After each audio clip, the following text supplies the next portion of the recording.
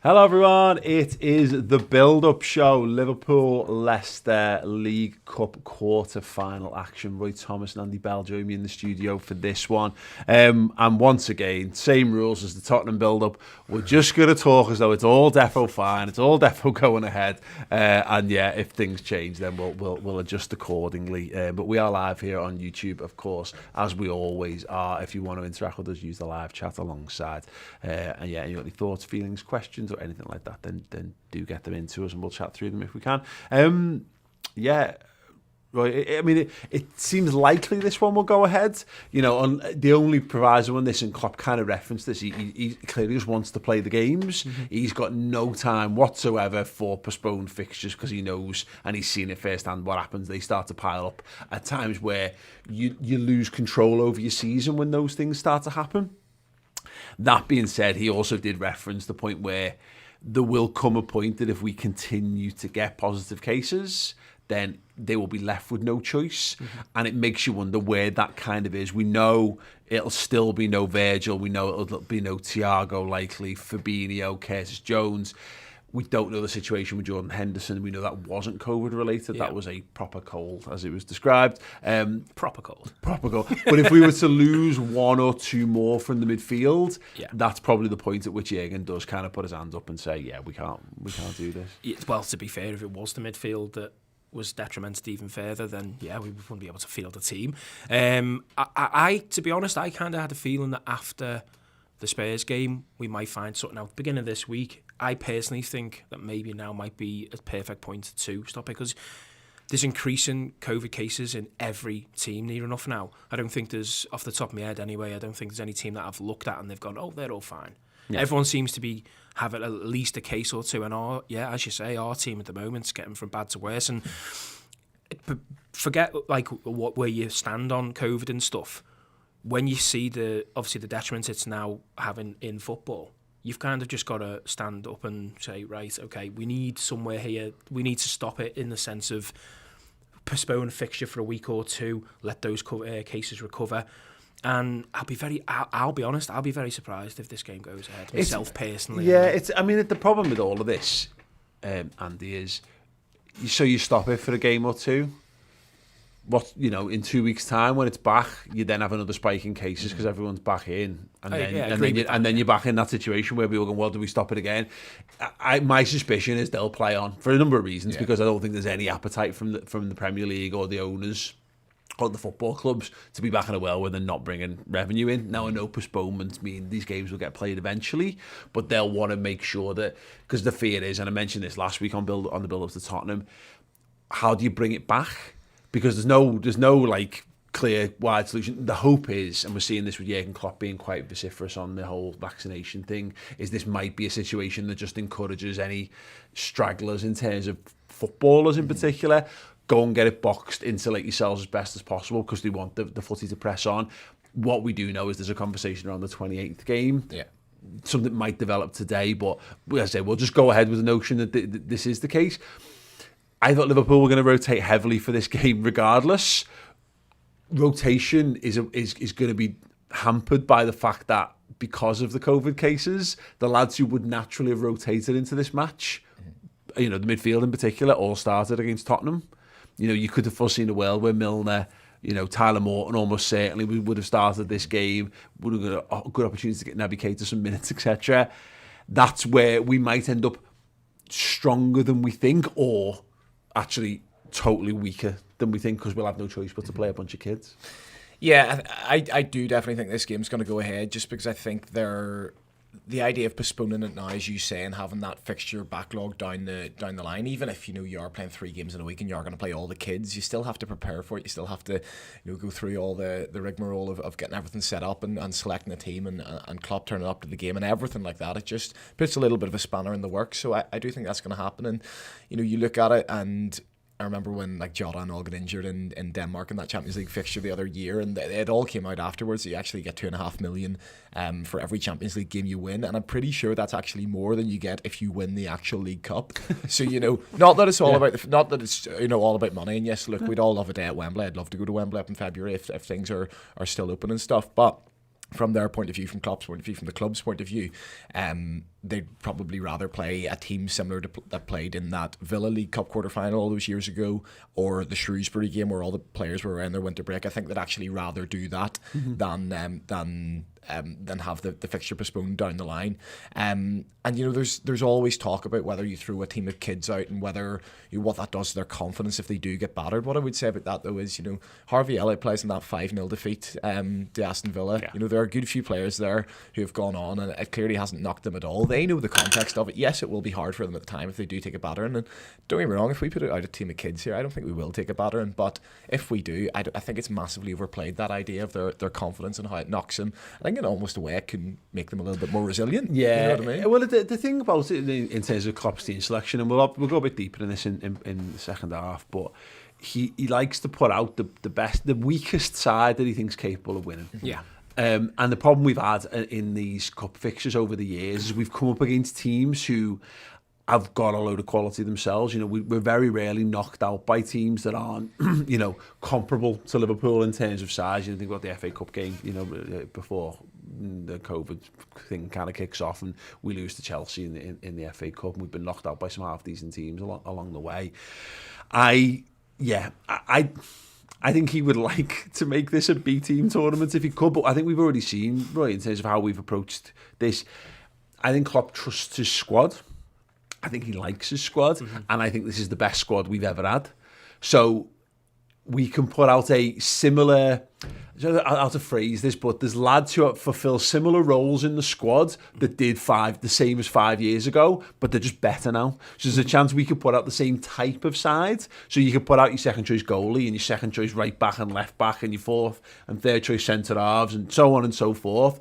They might actually still be capable of actually being good in this game of football. We've got good squad depth overall. The show that at in AC Milan. We've got great squad depth. I am surprised that Keller hasn't actually played, like we were saying before. We were talking about it before off air. I would expect that he would come in all honesty, but that back four that you talk about probably will be the likes of Nico, Shimikas, and then the centre halves, Kanate, Matip. Has he got any other choice really? With Phillipson.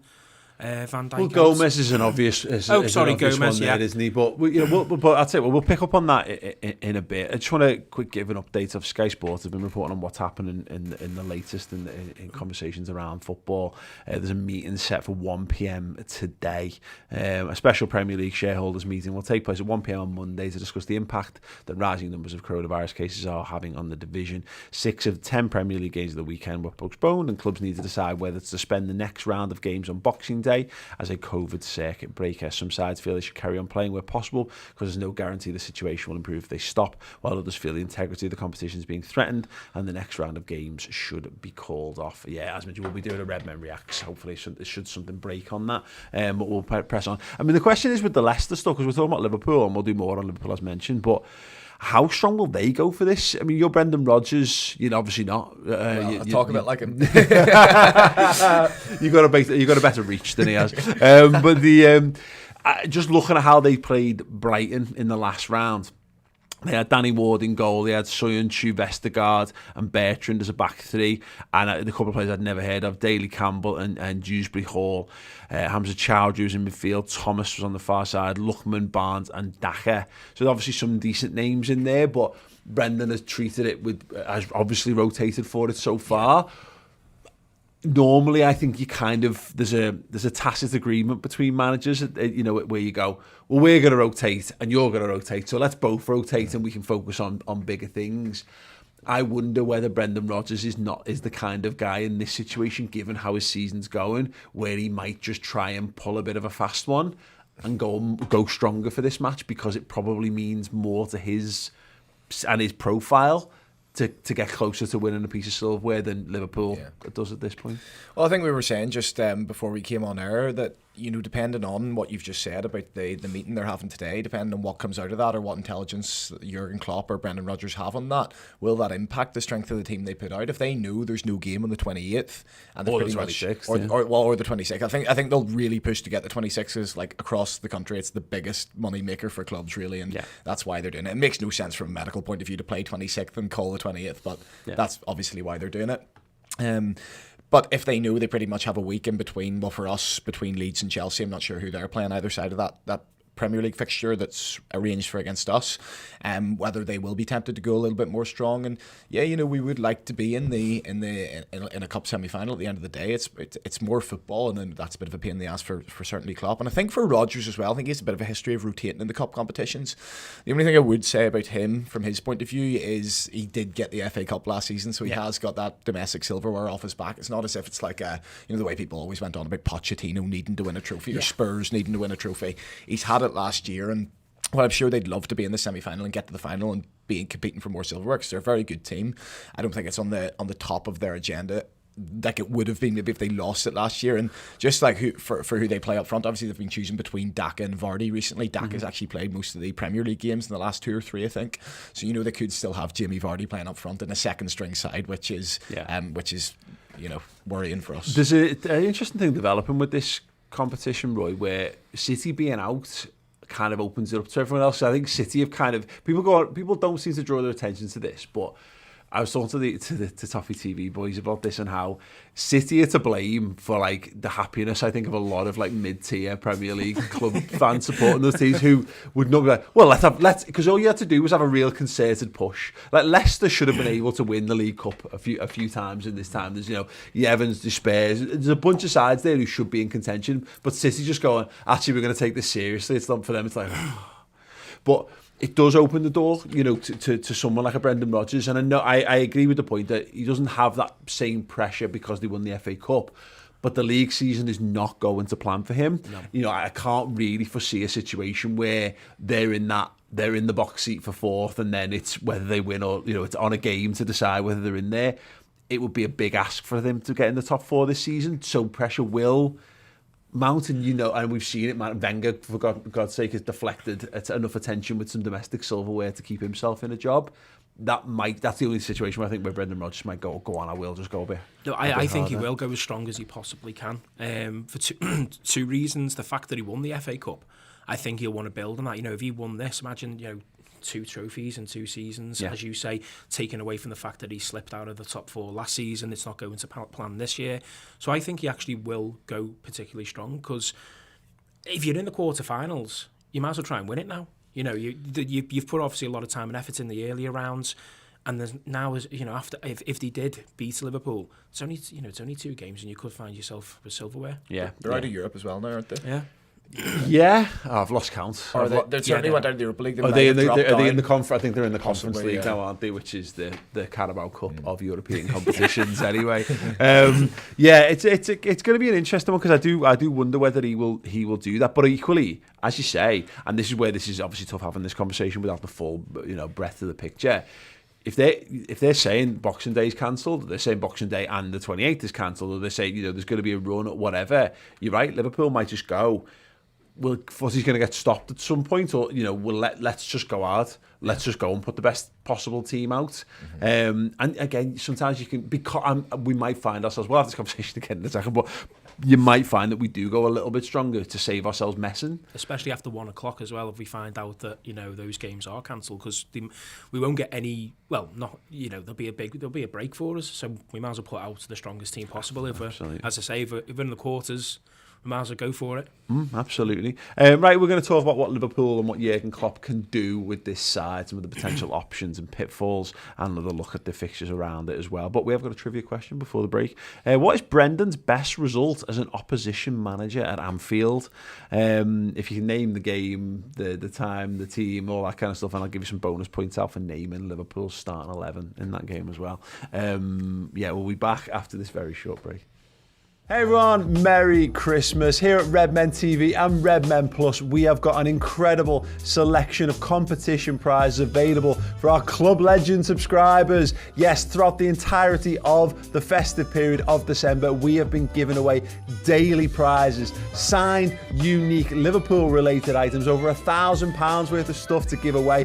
But it's not over yet. As we enter the final week, here is what is still available in our daily competition draws. We have got the Jordan Henderson mug, the Trophy Left Jordan Henderson mug. We have got a copy of our Madrid DVD collection, 2 feature documentaries on 1 DVD. We've got a copy of Champions of Everything, our book that documented the rise, the highs and falls and lows, and, you know, all the trophy wins when Liverpool were the champions of everything. We have got a signed Michael Owen print. We have got a signed Jordan Henderson poster celebrating his first ever England goal. We've got a Jordan Henderson 10 Years of Red box set, which is filled with Hendo 10 goodies. And don't you worry, we have still got the coup de grace Christmas Day, the signed Kenny Dalglish Liverpool away shirt, signed and framed. It is by the King himself, and it is available in the draw on Crimbo Day. So yes, if you join up to Redmen Plus as a Club Legend subscriber or upgrade your existing Club Captain tier subscription to Club Legend, you are entered into our daily prize draws, which stream live on a variety of Redmen shows and on our social medias as well. So not only do you get access to an incredible bundle of amazing content, including on Christmas Eve and Christmas Day, our 2-part 50 greatest Liverpool Premier League players of all time special, you are entered into prize draws to win these incredible Liverpool things. So give yourself a late Christmas gift, the gift of Redmen Plus, but also the gift of being entered in with a chance of winning these incredible Liverpool items. We hope to see you there.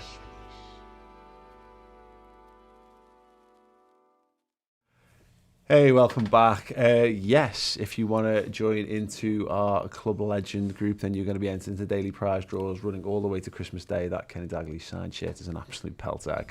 I'll be perfectly honest, I got him to sign it and I was like, I really like that. There's a part of me that just wants to have it on the wall in the studio. So I have, you know, it's Christmas, spirit of sharing, upbeat positivity and all that, and of course, you know, giving you guys the Club Legends on Redmen Plus a little bit of an extra bonus as well. So yeah, I grudgingly, it'll be one of those days where Ross takes it off me to go and post it, and I'll be like, oh, just pulling onto it. So yeah, we'll yeah, it should be fine though. We are going to be doing the draw momentarily. I'd completely forgotten that I had to do it, so I'm frantically just copying everyone's names into the wheel of names so we can get that going in a sec. But yes, the trivia question before the break was what was Brendan Rodgers' best result as an opposition manager at Anfield? And bonus points for giving me some more details around it. Andy, have you got any clue? The first thing that came into my head was the 0-0 with Swansea. That is correct.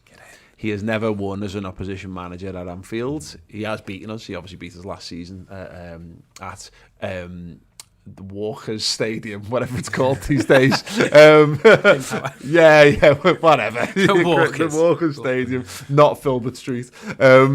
Yeah, but at Anfield, his best result was a 0-0 draw against us. That was all the way back in 2011. 5th of November 2011 at Anfield, 0-0. And we'll have a poke at what Liverpool's starting 11 was. Stop looking at the screen. Oh, I can't see that anyway. The only thing that sticks in my head about that game was I think they had about 60% possession and they got applauded off by the Anfield crowd at the Swans end. alone. As they were. Yeah. Leon Britton playing like Shafi, wasn't he? Go on, we'll talk it through. In goal? Reina. Pepe Reina. Right back? Johnson. Glenn Johnson. Left back? Not Aurelio, no. Not Aurelio. He's quite prevalent on the online scene these days. Enrique. Jose Enrique. Yeah. Centre-back pairing. Skirtle somewhere there. Skirtle. Agger or Carragher then. Daniel Agger alongside him. And the midfield, I'm trying to think what formation. Let's say it's 4-4-2-ish, maybe. Pennant. No Pennant. That's it's after Pennant's time. Is Henderson outright? Maybe Henderson is there. Yeah. Yeah. Charlie Adam. Downing. Stuart Downing. Huh? Gerrard. No. Just with Henderson being on the right, I thought it might have been. Stevie Gerrard was not. Speeding. No. But Shelby. he is a DM. He is a defensive midfield. Lucas Leiva. Oh, God, yeah. And a strike partnership of. Ngog. Nope. Suarez there at that point, Luis Suarez and his expensive Andy Carroll. Andy Carroll, well done. Yeah. Needed a bit of help there. It was testing the old memory, that one. Yeah, Jesus. yeah, absolutely. Yes, right, sounds. We are doing our prize draw before we crack into what the hell Jurgen Klopp's going to do in terms of his team selection. We're just drawing this out as much as possible.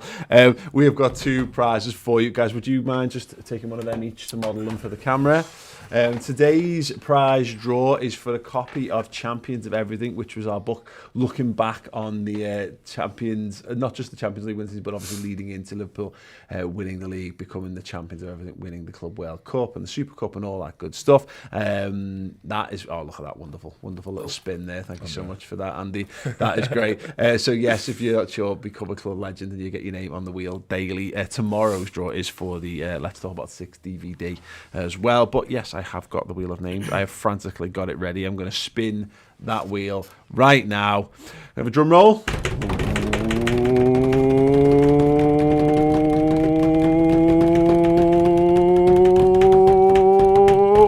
Hey, we see things they'll never see. He's going to live forever alongside his copy of Champions of Everything. Congratulations. Congratulations to We See Things They'll Never See. You will take home the Champions of Everything book. Thank you so much for that. And yeah, do sign up at a Club Legend. Not only do you get access to our wonderful Discord group full of wonderful people, that you can have a chat with us about the Reds. You get free Redmen merchandise, and of course you get access to the full breadth of the content over on Redmen Plus, documentaries, features, interviews, and a whole lot more, including our 2-part special, which we might all need over Christmas. The 50 greatest Liverpool players of the Premier League era, Christmas Eve, Christmas Day, and the reaction debate show going on Boxing Day to it, where we're talking through how some of those players got into that list. It's really, really good stuff. But yeah, even if the footy stops, we have got you covered. It's a bit like Netflix for Liverpool fans. So yeah, there's all kinds of pre and post match content, documentaries, features, interviews. Keep yourself occupied, and maybe if you want to just avoid family, or maybe you want to make your family come closer to you and you love a Liverpool, then yeah, get involved with all that good stuff. I could have done without that drum roll after battering the metal hoardings. Yeah, you were explaining to you that you, and then a round of applause as well. Oh my God. The Bobby Firmino song at the top. 25 minutes straight in the concourse, and these metal hoardings, which just got a perfect beat going, and I took it upon myself to keep it going. So yeah, there you go. You paid a bit of a swollen finger today. Paying the pedants today for that one. Right, sound. Thank you so much for everyone who's joined us. Welcome back. We are going to be talking about how Liverpool and what Liverpool do. I thought what was quite interesting to kind of as a starting place really is to look at the starting 11 for AC Milan away. Now, we went with Alisson in goal. I would strongly suspect it will not be Alisson in goal for this one. Shimikas was left back, Nico right back, centre-back pairing of Konate and Phillips. We know Phillips can't play because he's got a fractured cheekbone. Midfield 3 of Tyler Morton, Taki Minamino and Alex Oxlade-Chamberlain, and then Mane, Origi and Salah. Now, what was good about that side, Roy, was, you know, we went to the San Siro with effectively a B team, albeit with, I think, Salah, Mane and Alisson being obviously the standout names in there, of course. And they would go, they had something to play for. They put their best team out with all their fans behind them. And that team, in the end, did a really good, quite comfortable job on them. I think there's a strong case to do as close to that again as possible for this one. You're at Anfield, so you've got that going for you. So we've got the crowd on our side for a start, for however many will turn up for it, given the conditions. But there's a concern if you go any more than that. Do you enter a territory where you're going to make it a bit more of a slog than maybe you need it to be? Yeah, 100%. That team you've just had on screen there, there's a good balance to it. You know, you've brought in a lot of fresh faces, obviously, to manage the games and obviously give people a rest. But it's still got the core players, the likes of Salah, you know, the likes of Mane, still giving you those little triangles that everyone talks about now. And yeah, so we probably going to say that the back four will be similar, apart from Gomez, obviously, for Phillips, we were saying before. But yeah, it just gives a good structure to the game. And when they were in the San Siro, Tyler Morton and that team looked unbelievable. Yeah. I know we alluded before, he didn't have the greatest in the sense of performances as a whole as a midfield, but in that game he managed it well. Yeah, as you say, Salah still gives us that opportunity. You know, Salah and Mane give us that structure up front. And obviously Origi's not fit, is he? Well, they don't think he's fit. Anyway. That's the big miss, I think, which changes the conversation, Andy, because I think if Origi's fit, he just plays that, and that means you definitely, you without a doubt, giving at least one, probably two of the now established front three, the rest. Like Firmino needs game time, so you'd imagine he will just come in. Yeah. Minamino needs games, and it's whether you can. Do you go? And I think a lot of us would just wrap Salah up, but maybe there's a case where you go Minamino, Firmino, Salah, and then you're giving Jota and Mane a little bit of time off, and you're telling Salah it's 60 minutes, and you're coming off there, or Kay Gordon's on the bench at the weekend. Do you just go, fuck it, put him up, put Kay Gordon and carry on the trend that we've had in the League Cups? Is he eligible to play? Or? Yes, because he played in the. He didn't play in the. Oh, he didn't play. He wasn't eligible Champions League, wasn't he? Yeah, sorry, he played Preston, but he didn't play Norwich. Yeah, that's right. I think that's right. Yeah, I think the Origi thing does throw a bit of a spanner in the works. It was always going to be Minamino, Origi, and then one other. I feel. He obviously goes with Harvey Blair, doesn't he, at Preston? I can't quite remember what he does in the first Norwich game, but certainly Minamino and Origi both play that game. So it'll be interesting to see what he does. I think he could do something where we have to remember we've got 5 subs in this, I believe, don't we? Yes. I'm nearly sure. I've made that mistake in the past. I think it's quite literally every competition apart from the Premier League where they have this thing. So I think we have the 5 subs. So you can do something where you pre-plan a sub at half-time. You said 6, so you could even do half-time, give Salah and Mane a half each. Yeah. And I don't think Salah's going to turn down the opportunity of 45 minutes to get some goals or assists up against a potentially weakened Leicester City side, or even like a Leicester City side which could still be ravaged with COVID. So, there's options that he can do there. He can do Chamberlain on the wing if he needs to. Don't particularly want to see it myself. He can do Nico Williams on the wing where he plays for Wales, and where when Conor Bradley came on, which I'm obviously a huge advocate for myself, when he comes on against Preston, he pushes Williams up onto the wing and he does really well. He gets the assist for the Minamino goal. So there's loads of stuff you can do there. And I mean, if you look at Minamino and Origi's goals to minutes record in the League Cup, it's absolutely phenomenal. I think Minamino's on like 57, a goal every 57 minutes, and Origi's a goal every 80 minutes. Obviously he's been around a little bit longer, but that's their competition. It would be great if they could win something for us as well. Absolutely. And there's just something actually going all the way back to the Norwich game, because you're playing Premier League opposition. Now Leicester are better Premier League opposition than Norwich. Norwich are effectively Championship elect opposition at this point. We had Kelleher in goal, Shimikas, Gomez, Kanate, Bradley. Midfield three of Keita, Jones, Chamberlain, and the front three was Minamino, Origi, Gordon. Now we know Tyler Morton comes into that game to kind of shore it up for us a little bit when Naby Keita goes off having kicked grass. But so I it might be somewhere in, it could be somewhere in between there, I guess. We're kind of pissing in the wind, aren't we? Yeah. It could be any of those formations and those starting lineups, but obviously taking away the people who've obviously got COVID. So we are just assuming because of obviously the COVID cases in the squad. It's kind of any of those situations could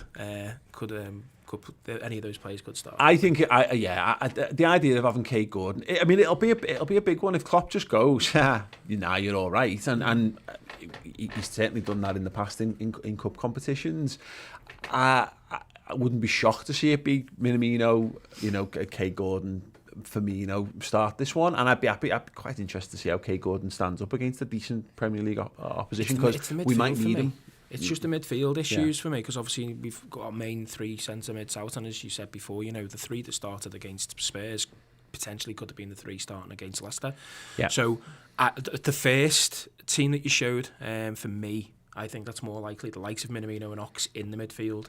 I just think, as you say, we've got Gordon who can play out wide, and maybe Firmino will start up front. Yeah, I think it will depend upon Henderson, and if he's so ill that he couldn't even be involved at the weekend, there might be something where how is he training at the start of this week, of course. But I think Tyler Morton's nailed on. I think he always was. And the fact, again, we don't know if there are any more cases at this point. If Henderson then turns out that he turns up a positive test, then that'll rule him out. Because the problem is that how many of these lads do you need against Leeds is the question in this one. That's why I think it complicates the rotation issue, because at the moment midfield options are the 3 that started plus Oxlade-Chamberlain in terms of what's available, because Thiago won't be available until after Boxing Day. Fabinho might just be available in time for Boxing Day, depending on when his confirmation, his positive case test came back. So yeah, I mean, just looking, I've got injury room up actually here just to get a glimpse of what Liverpool are kind of facing. We know Nat Phillips is out till the new year with a fractured cheekbone. Andy Robertson will be suspended until the new year following his sending off. Divock Origi, knee injury. There's a chance they're saying it might be a chance of the 26th again, Boxing Day. He might be available for that. Henderson's being assessed at the moment. He's likely to be available because it is a cold and not COVID, so he's not ruled out for an extended period of it. And we know Adrian's out, so I mean that's fine. It'll be Kelleher if he's there. Van Dijk, is obviously coronavirus. Same with Fabinho. Elliott won't be back until the new year. Kurt Jones, having just come back to training, was immediately ruled out with COVID, so he would have played, I think. But we don't know when I suspect Boxing Day for him, and then in Thiago. So it's a mess, is my long way of kind of phrasing this. But yeah, it just depends whether Klopp is arsed or not, I think, and whether he just goes, circumstances have conspired against us. It's the perfect excuse for us to not go strong because there's bigger fish to fry, and that's the difference. And I think that difference will be, there'll be two men difference to that, maybe only one, and it's whether he chooses one of Salah and Mane to go in the front three. I think if Henderson is cleared, I think he will play, just for the fact, he's missed out on the Spurs game. I think he kind of speaks for himself, and it'll give Tyler Morgan a bit of obviously leadership to go off as well. And yeah, we're at a detriment there in the midfield. So if he's cleared, I'm sure Henderson plays. It's just struck me there as well. I know it's not the show for it, but you mentioned Robertson suspended until the new year. If Leicester gets called off in the Premier League, then Robertson will miss Chelsea, won't it? That's a good point. Yeah. So, but yeah, it is a little bit of a mess, and you look at it and you think, even if, I think you said, was it either Thiago or Fabinho may just be back for Boxing Day? Fabinho, theoretically, because you're talking about a 10-day isolation period, isn't it funny how this is how football conversations go these days? But so be it. Because it was ahead of Newcastle on the Thursday, 10 days means, I believe, the 26th is when that will be the end of that. Yeah. So the lads, so Virgil, Fabinho, and Curtis, who missed that one. Was there anyone else who missed that one? I think it was just them three, right? Three, yeah. So they should. But the thing is, if they're coming out of isolation, they wouldn't have trained in the build up to that. So that's apart from the yoga Zoom calls that they were. Yes, that were absolutely. All singing happy birthday to each other. Yeah, but however, how seriously Klopp takes this competition, there is an argument if you're Jurgen Klopp that we're in such a tight battle with Manchester City going for this league that those three midfielders are out. Do you not play the three that you're going to play against?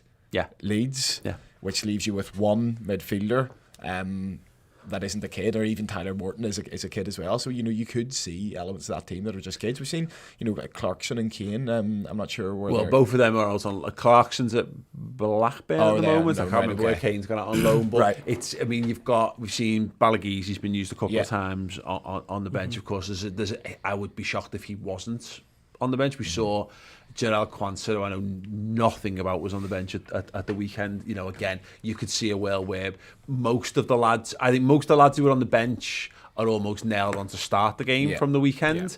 And then it's how many of the ones, because again, it was to the point in the Champions League, is Klopp's like, I can't make 11 changes. I literally don't have the volume of players to be able to make them. So there will be lads who, if you're in the camp of, just get all the good lads away, pack them all away for this one so they're safe for the league, I'm probably going to be a little bit on edge, because undoubtedly there will be one or two lads there that will have no choice but to play because...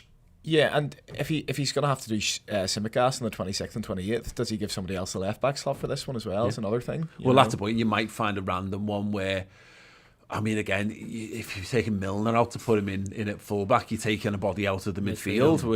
So that's its own question. Do you do something wild? I say wild, relatively wild. Like, you're either then asking one of Conor Bradley or Nico Williams to maybe go on the opposite side. Yeah. I'd probably go Nico to do that, to be honest, because he's obviously a slightly more experienced footballer. Or do you put Gomez in at right back, but then you're asking Matip to go again at centre half, which is then not got him back. Gomez at left back as well. Jesus Christ! There's a massive wall at Anfield. We're a bit like our starting 11 board, but with multiple people going. Well, if he plays here and these can't play here, so how do we shuffle this around? I do not envy the coaching and everything has a knock-on effect now. You put a player there, you've taken him out of midfield. I think you could see 3 or 4 kids possibly in this game. And Jurgen's quite happy, I think, to ask the squad to go again and again and again in this period because he understands, and they all understand there's buy-in.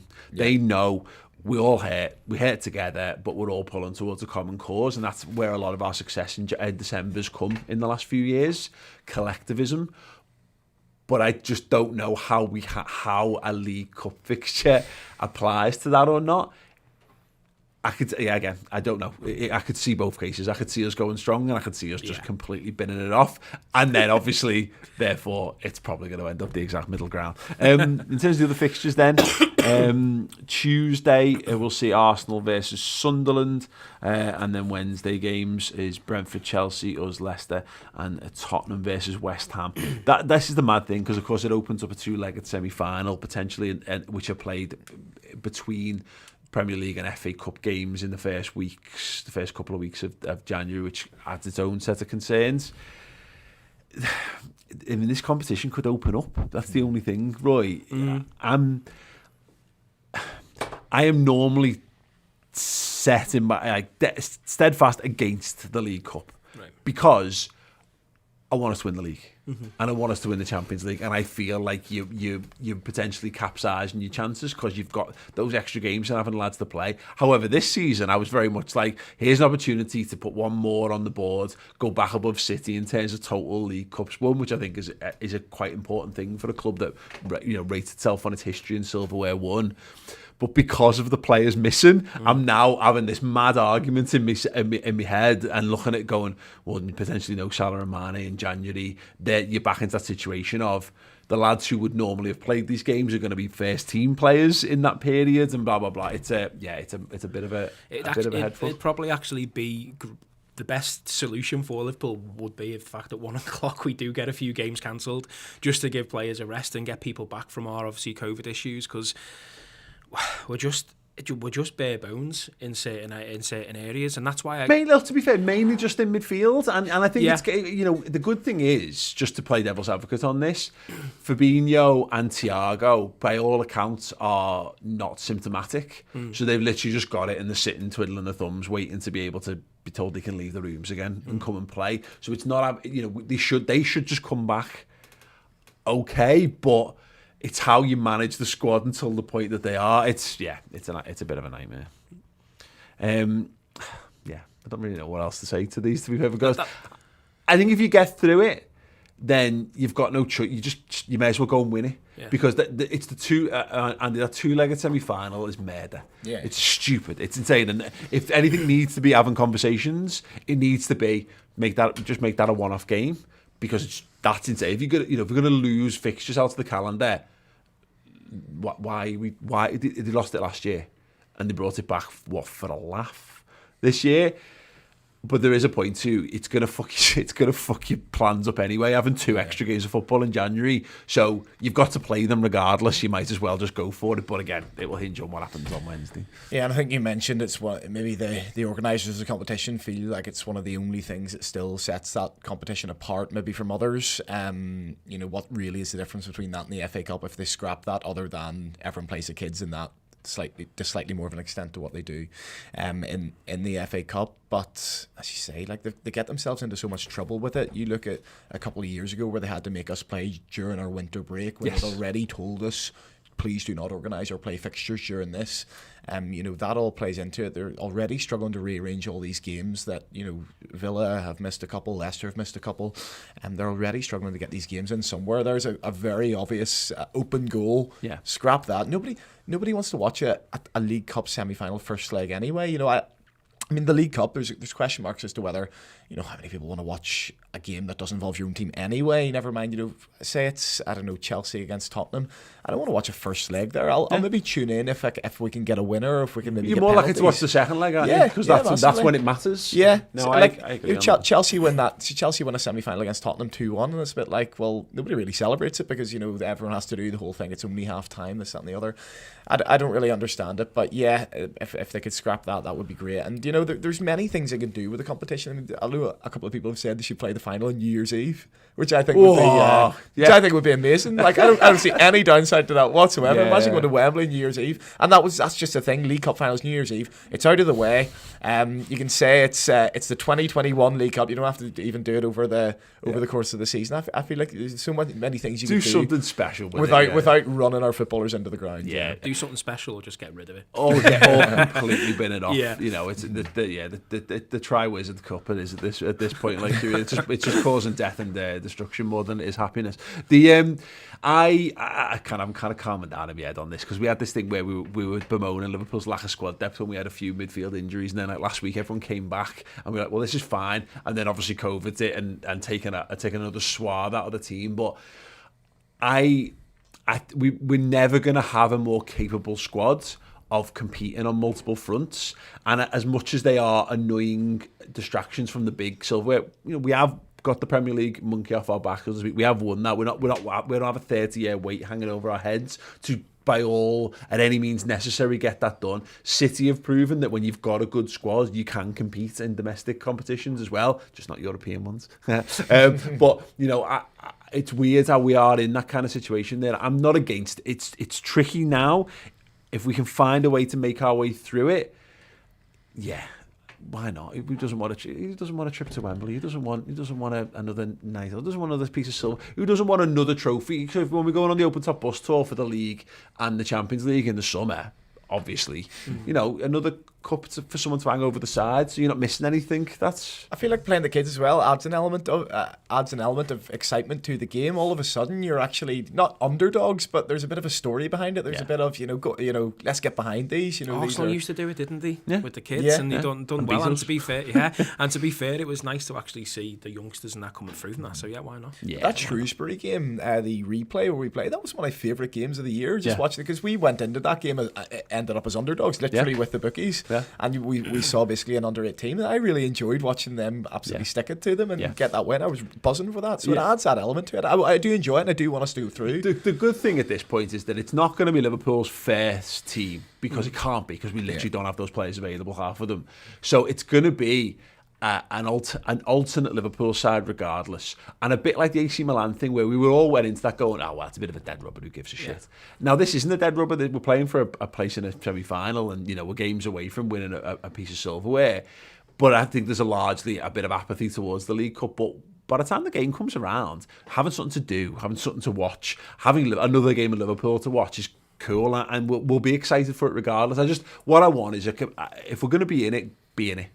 Just go for it, and the good thing is, I think no matter what side we go for, whether you go Gordon instead of Salah or Mane, you're gonna see a bunch of lads who are desperate to win, because particularly for those fringe lads, there's guaranteed games for you there. There's two potentially extra important games of football, for you to make yourself a hero. I mean, look at Divock Origi, for God's sake. Even if he's not involved in this, he is the poster child for what you can do as long as you're in and around the Liverpool squad and there's games of football to be played. There's Minamino there who needs football games, because he's going to need to be ready when AFCON comes along, etc., etc. Bobby Firmino needs to be up to speed, because he's going to need games of football. These young lads who are going to develop as young men and young footballers. So yes, there we go. Let's stay positive on it. It's hard to do a score prediction, but do you think Liverpool have got enough to get the win? Yeah, I think Anfield's going to be up for it as well. I think, and that's another vital thing as well. Fucking, there's going to be 50,000 Liverpool fans all looking for a bit of pre-Christmas happiness. Game before Christmas, a couple of locals in the team, but as you say, a little bit more of an underdog feel. We will go in as favourites no matter what team we play, but a bit more of an underdog feel in the sense that we could have some of the young lads out, and instead of just turning up to another midweek game where it's cold and it's nearly Christmas and it's a lot of money, all of a sudden it becomes actually a little bit different. It's a little bit exciting. So yeah, I think we'll have enough. 2-1 Liverpool. Yeah, and we're having that thing as well of, again, we'll know more and more to follow on our social accounts and of course on Redmen Plus as well, as things break and develop over the rest of the day. But there's another chance that we might not be at Anfield for a while after the back of it. So let's just go and enjoy it and take it in our stride and hope that the Reds can go and do the business. Thing is as well, we're all worried. We're worried at the moment just because obviously the players we've got out from the Spurs game. But if you think about it, if those players were fit and available, we'd probably still start a similar team against Leicester with the youngsters out. And then the next game, if everything still goes ahead, those players like your Van Dijks, your Hendersons, your Thiagos and Fabinhos are back in. So we're looking at it from a negative point of view. But when you actually think about it, it's just 2 games, and hopefully this time next week we'll all be smiling. The team will be strong again. And as I say, we'd probably still play a similar team come Leicester that we would even if all the main players were fit. Yeah, I think the other thing that sometimes I think I don't take into consideration is, as amateur sports scientists as we are, analysing like injuries and tiredness and fatigue, we always think that just players playing no minutes when they can, like just a complete break, is always the best thing for them. Whereas they may be looking at this and they may be thinking, you've already said Firmino, we've made the point he could do with 90 minutes in his legs, but even for somebody like Salah, they might be looking at it thinking, 4 days until Leeds, well, maybe he could do with 45 here. That could actually keep him fresh and in the best condition. So it's not always he's always done that, hasn't he, with Salah and Mane? He's always, even when you think like the Champions League games, it's dead rubber games, he still plays them to keep them taking over. Yeah, well, you say exactly that. You referenced the Midtjylland game earlier on. We still saw Salah and Jota start that game because there's that point, isn't it, of do we want to make this game hard, or do we want to give ourselves a reasonable opportunity? And it is just that the more you chip away at your team, you get a disjointed performance, but then disjointed becomes like, to the point about Blair starting in the game, he clearly wasn't at the level that Liverpool needed to be able to do what was needed to be done in that one. And it was noticeable that Nico Williams playing right wing was a better option because so we'll see. I think it's fascinating regardless, and fingers crossed it does go ahead, and fingers crossed Liverpool can put a good side out, and fingers crossed Liverpool can win, because why not? Let's try and win every game of football, because let's be honest, we're all happier when that happens regardless of what happens around the world. Yes, that is the build-up show. Starting 11 to come later today. Oh God.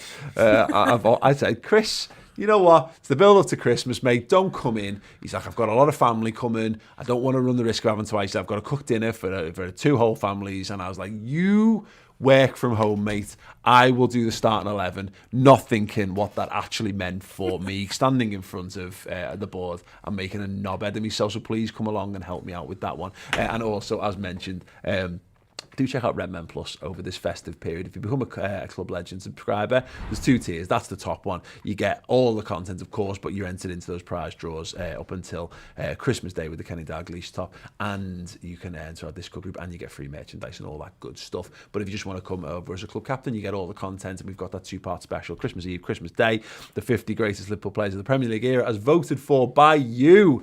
We had nearly 18,000 votes on that one. It's astonishing. It's a fascinating list, so tune in for that. And the debate show has got a special reacting to it with me, James Sutton and Ross on Boxing Day as well. So yeah, plenty to keep you occupied regardless of what's happening on the pitch or